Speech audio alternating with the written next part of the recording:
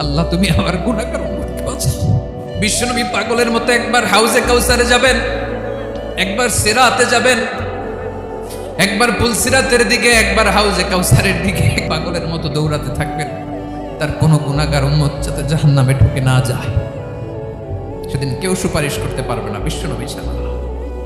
কিয়ামতের ময়দানে ওই বিভীষিকাময় সময়ে মুসিবতের কালে মানুষগুলো পাগল হয়ে বিশ্বনবীকে খুঁজতে আরম্ভ করবে। সবাই মিলে বিশ্বনবীর কাছে যেয়ে বলবে, ইয়া রাহমাতাল লিল আলামিন, ইয়া খাতামান নবীন, রাহমাতাল লিল আলামিন। দেখেন আমাদের কি অবস্থা, কি কঠিন বিপদে আমরা আছি, দাঁড়াতে পারি না, সূর্যের আলোতে ঘেমে হয়রান। আজকে কেউ সুপারিশ করতে পারবে না। সব নবীরা অপারগতা স্বীকার করেছে, তারা বলেছে আপনি ছাড়া কেউ নাকি আল্লাহর সামনে দাঁড়াতে পারবেন না, আপনি একটু সুপারিশ করেন। বিশ্বনবী বলবেন, আসো আসো, আজকের দিনে আমি ছাড়া আল্লাহর সামনে কেউ দাঁড়াতে পারবে না। বিশ্বনবী মাকামে মাহমুদে যে আল্লাহু আকবার বলে সিজদায় লুটিয়ে পড়বেন, আল্লাহ রাব্বুল আলামিন বিশ্বনবীকে এমন কিছু চমৎকার শব্দ শিখাবেন, ওই শব্দগুলো দিয়ে আল্লাহর প্রশংসা করে বিশ্বনবী কাঁদতে আরম্ভ করবেন। বিশ্বনবী এমন ভাবে অজর দ্বারায় সিজদায় লুটিয়ে পড়ে কাঁদবেন, রব্বুল আলামিনের রহমতের দরিয়ায় জোশ লেগে যাবে। রব্বুল আলামিন এই দৃশ্য থেকে সহ্য করতে পারবেন না। রব্বুল আলামিন বলবেন, ইয়া মুহাম্মদ ইরফা রাসাক, ও নবী আপনি মাথা তোলেন, মাথা তোলেন, আপনার কান্না আমি সহ্য করতে পারি না। নবী আপনি মাথা তোলেন, সাল তুতা, আজকে আপনি যা চাবেন তাই দেব। নবী আপনি সিজদা থেকে মাথা তুলেন, সাল তুতা, যা চাবেন তাই দেব। ওয়াশফা তুশাফা, যার জন্য সুপারিশ করবেন তার সুপারিশ কবুল করে নেব। বিশ্বনবী এবার মাথা তুলবেন।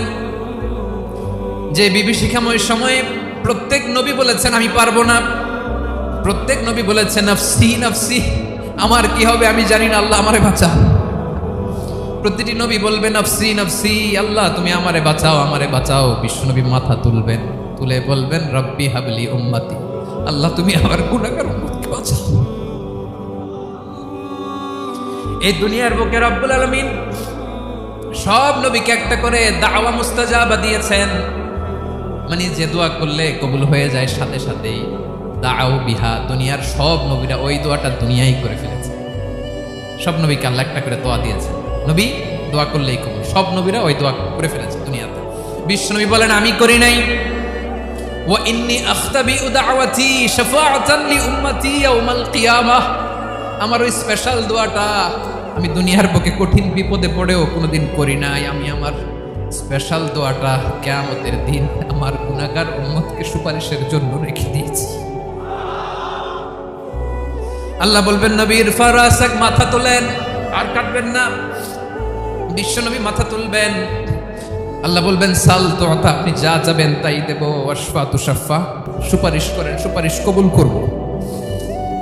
বিশ্বনবী বলবেন আল্লাহ ওই স্পেশাল দোয়াটা দুনিয়াতে করি নাই, আজকে আমি তোমার দরবারে দাঁড়িয়ে কিয়ামতের দিন ওই দোয়াটা করছি। আল্লাহ আমার যে উম্মতের হৃদয়ে যাররা পরিমাণ ঈমান আছে, আমার একটা উম্মতকেও তুমি জাহান্নামে ঢোকাতে পারবা না।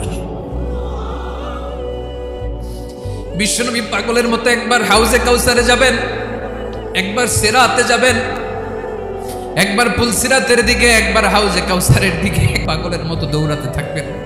তার কোনো গুনাহগার উম্মত যাতে জাহান্নামে ঢুকে না যায়, সেদিন কেউ সুপারিশ করতে পারবে না বিশ্বনবী ছাড়া।